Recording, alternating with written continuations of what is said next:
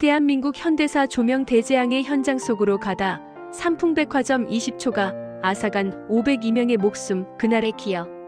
1995년 6월 29일. 그날은 목요일이었어요. 초여름의 뜨거운 햇살이 서울 서초동을 비추던 평범한 오후였죠. 강남의 상징이었던 삼풍백화점. 분홍빛 외벽이 아름다웠던 그곳에서 사람들은 쇼핑을 하고 식사를 하고 평범한 일상을 보내고 있었어요. 하지만 오후 5시 57분. 단 20초 만에 지상 5층 지하 4층 건물이 시루떡처럼 무너져 내렸습니다.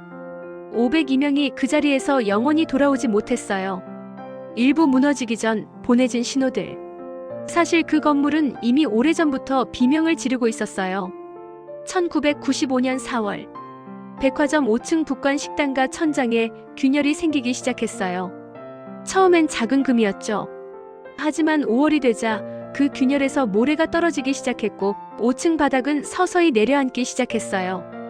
당시 삼풍백화점 직원 김현주 씨의 증언이에요. 언니가 말했어요. 현주야, 오늘 너무 이상해. 천장에서 시멘트 가루가 계속 떨어져. 뭔가 잘못된 것 같아. 저는 대수롭지 않게 넘겼어요. 괜찮을 거야, 언니. 걱정 마. 라고. 그 언니는 결국 돌아오지 못했어요. 붕괴 당일 오전부터 주변 식당들의 천장이 내려앉으면서 천장에서 물이 샜어요. 손님이 시킨 음식 위로 물이 똑똑 떨어졌죠. 5층 일식집 막내였던 이병호 씨 당시 21세가 기억해요. 그날은 이미 장사를 공친 날이었어요. 사장님이 백화점 측에 2번이나 물었지만 돌아온 답변은 문제없으니 장사를 계속하시라였어요. 주변이 뒤숭숭하니 우리 가게에는 직원 20명과 손님 2명뿐이었어요. 오후 5시 4층 천장까지 가라앉기 시작하자 백화점 측은 고객들이 4층으로 가는 것을 막았어요. 오후 5시 30분. 임원실 회의장에서는 야간 보수 공사 준비를 위해 떠난 일부 임원들을 제외하고 회의를 계속하고 있었어요. 이때 어동으로부터 탕하는 소리가 났어요. 오후 5시 40분. 4층 천장이 뚝 소리를 내며 움직였고 5층 천장에서 시멘트가 떨어졌어요. 옥상의 바닥이 조금씩 내려앉아가고 있었죠. 오후 5시 47분.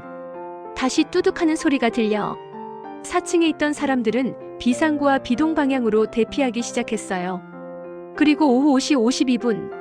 옥상이 무너지기 시작했어요. 붕괴 17분 전 당시 삼풍백화점 시설부장은 다급히 이준 회장에게 붕괴가 진행되고 있음을 알렸어요. 하지만 이준 회장과 임원들은 무엇을 했을까요? 그들은 자신들만 서둘러 현장을 빠져나갔어요. 손님들에게 대피하라는 안내방송 한마디 없이, 직원들에게 피하라는 지시 한마디 없이. 이후 그 순간 지옥이 시작되었다. 오후 5시 57분. 와르르르르. 옥상으로부터 붕괴가 시작되었어요. 5층 식당부 바닥이 가라앉으면서 전층 바닥판, 하중이 인접기둥으로 추가로 전달되었고 연쇄적인 전단 파괴가 발생했어요. 20초. 단 20초 만에 지상 5층부터 지하 4층까지 건물 전체가 시루떡처럼 무너져 내렸어요. 당시 29의 무더위였어요. 에어컨은 고장나 있었죠. 지하 1층에서 일당 3만원짜리 아르바이트를 하고 있던 이선민 씨 당시 20세. 딱 무너지기 몇 초 전, 정말 불과 10초쯤 됐을까요? 비동에서 누가 불러서 건너가서 살았어요. 일단 정전이 됐고 내부에서는 바람이 굉장히 불었어요. 나중에 알고 보니까 상판이 무너지면서 발생하는 압력 때문이었어요. 시루떡처럼 핫케이크처럼 그냥 상판이 탁 얹어졌잖아요. 그러니까 그 안에 있던 공기가 회전하면서 비동 쪽으로 바람이 불었어요. 몸이 날아갈 것 같은 바람이 불었는데 실제로 사람이 빨려 들어가고 빨려 나오고 했대요. 5층 일식집 막내 이병호 씨는 이렇게 기억해요. 오후 5시 50분쯤 주방장님이 갑자기 소리쳤어요. 나가. 이 새끼야. 빨리 나가. 욕을 하시면서 저를 밀어내셨어요. 그 순간 뒤에서 와르르 소리가 들렸어요. 뒤돌아보니 천장이 내려오고 있었어요. 정신없이 계단을 뛰어내려갔어요. 5층에서 1층까지. 뒤에서 건물이 무너지는 소리가 쫓아왔어요. 그는 살았어요. 주방장님의 그 욕 섞인 외침 덕분에. 하지만 주방장님은 돌아오지 못했어요. 비상계단을 가로막은 상품과 자재들 때문에 극심한 병목이 발생했어요. 비상구를 창고로 활용하던 당시 백화점 업계의 관행 때문이었죠. 많은 사람들이 비상계단 앞에서 갇혀 죽었어요. 지하층에서는 붕괴 징후를 가장 늦게 파악해 탈출의 마지막 기회를 놓쳤어요. 폭발음과 함께 건물이 무너져 내렸고 뿌연 먼지가 하늘을 뒤덮었어요. 서울 한복판이 순식간에 전쟁터로 변했어요. 산부 부르는 소리만 들려도 붕괴 직후의 현장은 지옥이었어요. 502명이 잔해 속에 갇혀 있었고 그중 대부분은 이미 돌아올 수 없었어요. 구조 작업이 시작되었지만 현장은 혼란 그 자체였어요. 제대로 된 지휘 체계가 없었어요. 민간인 취재 기자들이 무분별하게 현장에 출입하면서 구조 활동에 장애가 됐어요. 유가족들은 직접 잔해를 파헤쳤어요. 우리 딸 거기 있어요. 제발, 제발 살려주세요. 어머니들의 절규가 밤하늘을 찢었어요. 특전사와 민간인 그리고 유가족 등 50여 명이 사비로 절단기를 구입해 생존자 구조에 박차를 가했어요. 하지만 현장 지휘소에서는 이들에게 철수하라고 했고 재진입을 허가하지 않았어요. 왜요? 체계가 없으니까. 통제가 안 되니까. 그 와중에 도둑들이 나타났어요. 무너진 백화점에서 옷을, 물건을 훔쳐가는 사람들. 심지어 웃으면서 옷을 훔쳐가는 여성의 사진이 포착됐어요. 사람들은 그 사진을 악마의 미소라고 불렀어요. 한 도둑은 바지 열벌을 껴입고 있다가 경찰에게 붙잡혔어요. 추워서 입었다고 변명했다고 해요. 6월 하순 29의 무더위 속에서요. 더 끔찍한 일도 있었어요. 당국은 팔 2개, 다리 2개, 머리 몸통 시체 1구로 피해자 인원을 추산했어요.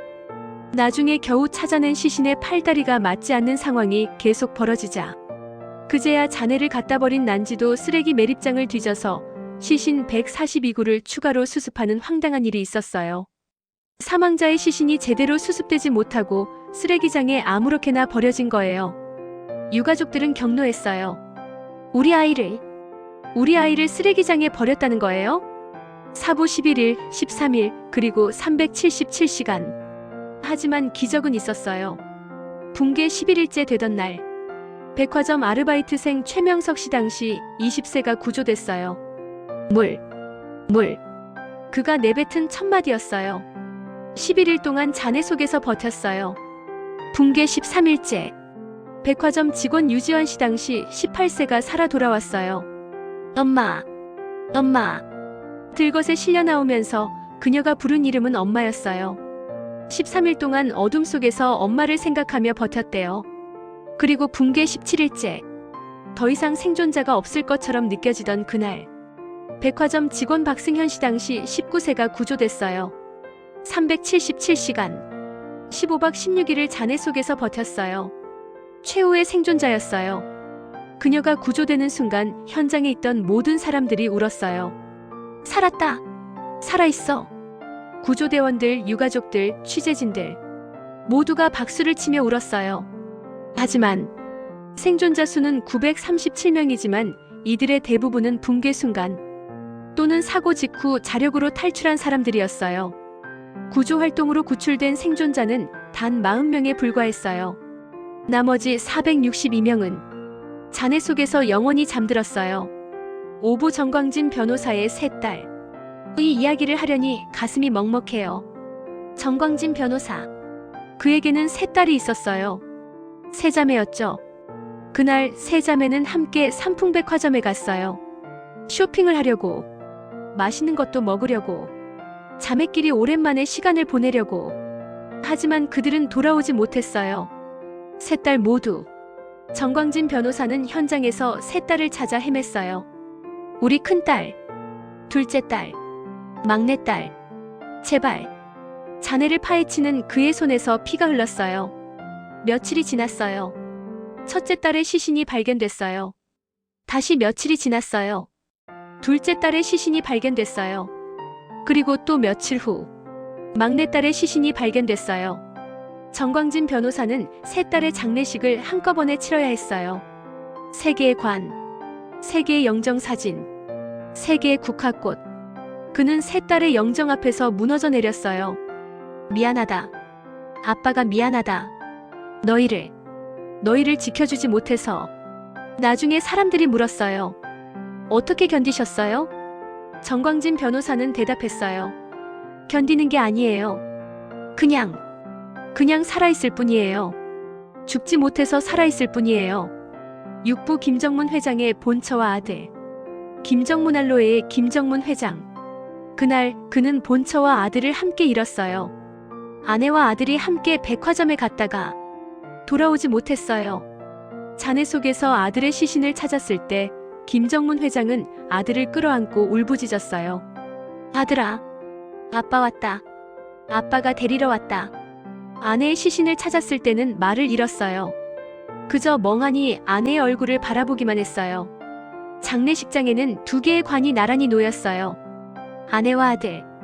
김정문 회장은 두 관 사이에 서서 하염없이 울었어요. 그 후 2년이 지나 1997년 그는 재혼했어요. 사람들은 수군댔어요. 벌써 재혼을 하다니. 하지만 우리가 어떻게 그의 고통을 알겠어요. 매일 밤 악몽에 시달리고 아내와 아들의 환영을 보며 그 고통 속에서 살아가는 것이 얼마나 힘든지. 그는 살기 위해 재혼한 거예요. 죽지 않기 위해. 미쳐버리지 않기 위해. 7부 서석준 공보비서관의 외동딸. 서석준.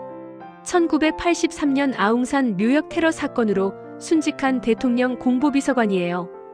그때 북한의 폭탄 테러로 순직하면서 어린 외동딸 서희영 양을 남겼어요. 서희영 양은 아버지 없이 자랐어요. 어머니 혼자 키우며 아빠는 나라를 위해 돌아가셨단다라고 말해줬죠. 서희영 양은 씩씩하게 자랐어요. 엄마, 나 아빠 자랑스러워. 나도 훌륭한 사람이 될 거야. 그렇게 자라서 아름다운 아가씨가 됐어요. 1995년 6월 29일. 서희영 양은 친구들과 삼풍백화점에 갔어요. 그리고 돌아오지 못했어요. 어머니는 현장에서 딸을 찾아 헤맸어요. 이영아, 엄마 왔어. 나와. 며칠 후 딸의 시신을 찾았어요. 어머니는 딸을 끌어안고 울부짖었어요. 이영아, 아빠한테 갔구나. 아빠한테 갔어. 1983년 아웅산 테러로 남편을 잃고 1995년 삼풍 참사로 딸을 잃은 어머니. 그녀는 딸의 장례식장에서 이렇게 말했어요. 이제 나 혼자네요. 남편도 딸도 없이. 나 혼자. 8부 그날 몇 초의 기적. 하지만 기적적으로 살아난 사람들도 있어요. 이선민 씨 당시 20세. 지하 1층에서 아르바이트를 하고 있었어요. 짐을 맡아주는 일이었죠. 딱 무너지기 몇 초 전에 정말 불과 10초 될까요? 비동에서 누가 불러서 건너갔어요. 그래서 살았어요. 단 10초. 그 10초가 생과 사를 갈랐어요. 이병호 씨 당시 21세. 5층 일식집 막내였어요. 주방장님이 갑자기 나가 이 새끼야 라고 소리치며 저를 밀어냈어요. 그 욕 덕분에 살았어요. 하지만 그를 밀어낸 주방장님은 돌아오지 못했어요. 이준 회장의 맏며느리 추경영 씨. 큰아들 이한웅이 1975년 사고로 사망한 후 홀로 아이스크림 가게를 경영하고 있었어요. 붕괴 사고에 휘말려 매몰됐지만 14시간 만에 구조됐어요. 그녀는 구조되면서 이렇게 말했어요. 시아버지께서 저를 버리고 도망가셨어요. 구부 30년이 지나도. 이선민 씨는 지금도 그날을 잊지 못해요. 처음에는 그냥 이런 일이 나한테 있네 이 정도였는데 그게 점점 내 영혼을 갈아먹기 시작했어요. 왜냐하면 목표가 없는 인생이 되어버렸으니까요. 그녀는 10년 동안 지하철을 탈 수 없었어요. 무너질 때 불던 그 바람 때문에. 27년이 지난 2022년 그녀는 이렇게 말했어요. 나는 참사 이후 30년이 지났잖아요. 내가 이후로 겁이 없어졌어요. 아무것도 무섭지 않고 웬만한 건 놀라지도 않고. 너무 큰 일을 겪으면 사람이 담대해진다고 하는데 담대해졌다면 담대해진 거고 자세히 들여다보면 워낙 크게 다친 사람이니까 웬만한 상처는 상처도 아닌 거예요. 그녀는 책을 썼어요. 저는 산풍 생존자입니다. 왜 책을 썼냐고 물으니까 이렇게 대답했어요. 증언하고 싶은 욕구가 있었어요. 이런 일들을 가볍게 여기면 안 된다는 얘기를 하고 싶었던 거예요. 삼풍백화점이나 성수대교의 사고가 이름과 얼굴을 바꿔서 계속 나타나고 있다고 봐요. 세월호 참사가 일어났을 때 그녀는 이렇게 말했어요. 나는 삼풍백화점 사고 때 정부로부터 제대로 된 사과를 받았어요. 그럼에도 불구하고 여전히 그 일에 대해 자유롭지 못해요. 그래서 말해요. 세월호는 기억되어야 한다고. 진실은커녕 제대로 된 사과조차 받지 못했으니 절대로 잊으면 안 된다고. 영원히 잊지 말자고. 이병호 씨는 지금 강남에서 일식집을 운영하고 있어요. 46세가 된 그는 매일 회를 썰고 초밥을 쥐면서 그날을 생각해요. 주방장님, 감사합니다. 저 때문에 주방장님이. 그는 매년 6월 29일이 되면 일식을 만들어 양재 시민의 숲에 있는 위령탑에 갖다 놓아요. 주방장님, 제가 만든 초밥이에요. 드세요. 10부 이준, 끝까지 반성하지 않은 남자. 이준 회장. 삼풍백화점 붕괴 사고의 주범. 그는 경찰 조사 중 이렇게 말했어요. 백화점이 무너진다는 것은 손님들에게 피해도 가지만 우리 회사의 재산도 망가지는 것이다. 손님들의 목숨보다 자기 재산이 걱정이었던 거예요. 붕괴 당일 오후 4시 긴급회의에서 기술진이 당장 영업을 중단하고 고객을 대피시켜야 합니다라고 했을 때 그는 이렇게 말했어요. 그냥 보수공사나 해. 영업은 계속한다. 그리고 임원들과 함께 서둘러 빠져나갔어요. 손님들은 남겨둔 채, 직원들은 남겨둔 채. 재판에서 그는 미필적 고의에 의한 살인죄 적용이 검토됐지만 결국 업무상 과실치사, 업무상 과실치상, 뇌물공여, 업무상 횡령 등으로 기소됐어요. 1심에서 징역 10년 6개월을 선고받았고 2심에서 징역 7년 6개월로 감형됐어요. 그는 1999년 12월 31일 가석방으로 출소했어요. 출소 후에도 그는 단 한 번도 진심으로 사과하지 않았어요. 2003년 10월 4일 그는 노안으로 사망했어요. 끝까지 반성하지 않고 끝까지 피해자들에게 진심으로 사과하지 않고. 에필로그 그날을 기억해주세요. 지금 삼풍백화점이 있던 그 자리에는 주상복합 아파트 아크로비스타가 서 있어요. 2004년에 완공됐죠. 그 건물 지하에서 일하는 사람들이 말해요. 가끔 한기를 느껴요. 특히 새벽에 소리가 들려요. 사람 부르는 소리 같은. 미신일까요? 아닐까요? 하지만 확실한 건 그곳에서 502명이 억울하게 죽었다는 거예요. 삼풍백화점 참사 위령탑은 사고 현장이 아니라 양재 시민의 숲 공원 구석에 있어요. 유가족들이 말해요. 우리 아이들 제대로 된 추모 공간도 없이 공원 구석에. 2022년 이선민 씨가 위령탑을 찾았을 때 이렇게 말했어요. 천천히 시민공원 안을 따라 걸어 들어갔어요. 이 공원은 늘 볼 때마다 뭔가 알 수 없는 것들의 집합소 같은 느낌이었어요. 공원 중앙에 있는 윤봉길 기념관을 지나면 유격백 마부대 충원탑이 나타났고 그 곁을 지나 안쪽으로 대한항공기 범하 상공 피폭 희생자 위령탑이 있었어요. 삼풍 참사 위령탑은 공원 제일 구석에 놓여 있었어요. 1995년 6월 29일을 기억해주세요. 502명의 이름을 기억해주세요. 그들은 그저 쇼핑을 하러 갔을 뿐이에요. 점심을 먹으러 갔을 뿐이에요. 아르바이트를 하러 갔을 뿐이에요. 평범한 목요일 오후를 보내고 있었을 뿐이에요. 하지만 부실공사와 불법 증축과 무책임한 경영진 때문에 그들은 돌아오지 못했어요. 세 딸을 한꺼번에 잃은 아버지, 본처와 아들을 잃은 남편, 외동딸을 잃은 어머니. 그들의 고통은 30년이 지난 지금도 계속되고 있어요. 이선민 씨가 말했어요. 세상은 생존자가 침묵하는 딱 그만큼 불행해진다. 그래서 우리는 기억해야 해요. 삼풍백화점을, 성수대교를, 대구 지하철을, 세월호를, 이태원을. 우리가 기억하지 않으면 같은 비극이 반복돼요. 이름과 얼굴만 바꿔서, 장소만 바꿔서 계속 반복돼요. 오늘 퇴근길에 건물을 보면서 생각해주세요. 이 건물은 안전할까? 비상구는 제대로 있을까?